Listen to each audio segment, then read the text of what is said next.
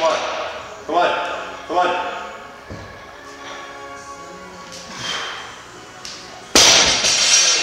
Fuck my asshole. Excuse my French.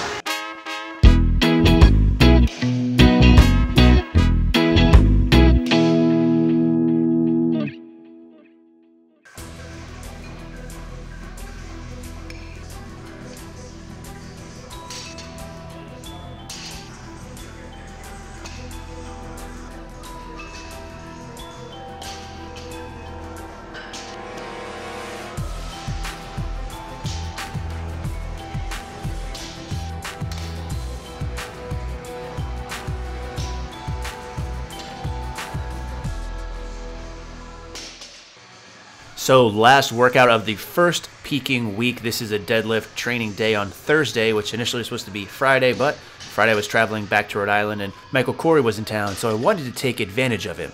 I mean him being in town. This is awkward. We shared a room. He had a cot, I promise. Anyways, what you're seeing here is he's lifting roughly around 400 pounds. And I say roughly only because we're using a Texas deadlift bar, which is 45 pounds. But then we're using all kilogram plates, so he's lifting there kilogram-wise roughly about 160 to 170, not sure what those end plates are, but then add on top the 45 pounds, so it's I think 398 pounds, something weird like that. And that was one of the downfalls of this particular day. Using kilogram plates, which are awesome because the plates themselves are really cool. Downside is my math really got tested. So in my instance, what I had to do for the day, deadlift 4 sets of 3 at 551. But again, based off the kilograms and the bar and whatnot, it ended up being about 557.5, roughly 253 kilograms. So 4 sets of 3 here, which is 90%, which is a lot of reps at 90%.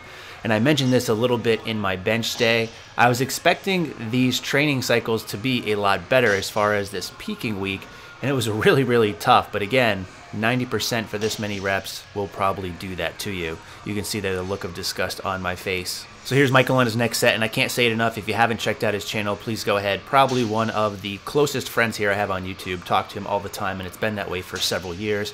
Not to mention, I already told you that we shared a room, so you know shit's getting pretty serious. Now, you probably noticed his first set was pulled sumo, 10 reps, and then he's pulling conventional for another ton of reps here. So he's strong both ways.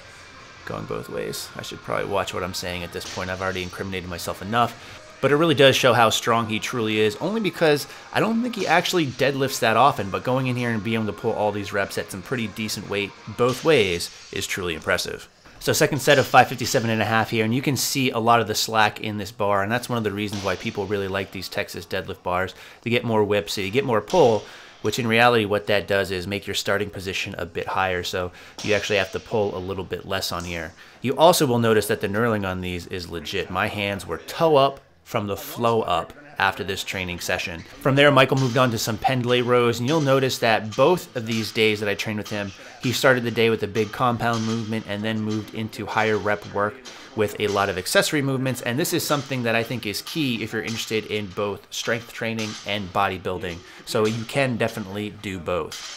You'll also notice that I'm a bit behind as he's already done his deadlift workout and he's already on to his second exercise, and I'm only on my third set here. That's because when I do some of these more intense strength training days, I take longer rest intervals. And I'd like to say somewhere between 3 to 5 minutes, but to be honest, I don't time. I just take as long as I need to complete my next set. And for this too, it takes me a little bit longer to warm up when I'm working with more of 90% of my 1 rep max. So this finally brings us to my last working set of 90%. So again, 4 sets of 3. This is the 4th set. And I couldn't tell you how happy I was to be here, but at the same time, look at my facial expression. This was brutal. Now, normally when you work this heavy with 1 rep max, you probably shouldn't do as many reps, but this is just part of the peaking program. So my program is built to have me peak specifically for this. So although I'm doing a lot of intensity, so to say, the overall volume is low, as today's overall workout only consisted of 8 total sets. And here you start seeing the second 4 sets of the next exercise, which is still deadlifts. So again, you do a 4x3 with 90%, then a 4x3 with 80%. So in that case, as you can see, roughly using around 486 pounds. Micheal then moved on to some 1-arm dumbbell rows, and although these are a great exercise, you guys know I already prefer the incline chest-supported dumbbell row. You can use both arms at the same time. You also get to rub your junk against a nice sweaty bench that probably has a lot of diseases on it and from sweaty, gross people that don't wipe down the bench. So really, what is there to miss out on? But Regardless, still a solid movement either way. Next set for me, a different angle, and I always try to grab a couple of different angles. Number one, because it really breaks up the monotony of having the same shot over and over again, so it does make the videos a little bit better, but also more because I can check my form, see what I'm doing wrong, see what I can improve on, see what I'm doing a good job at.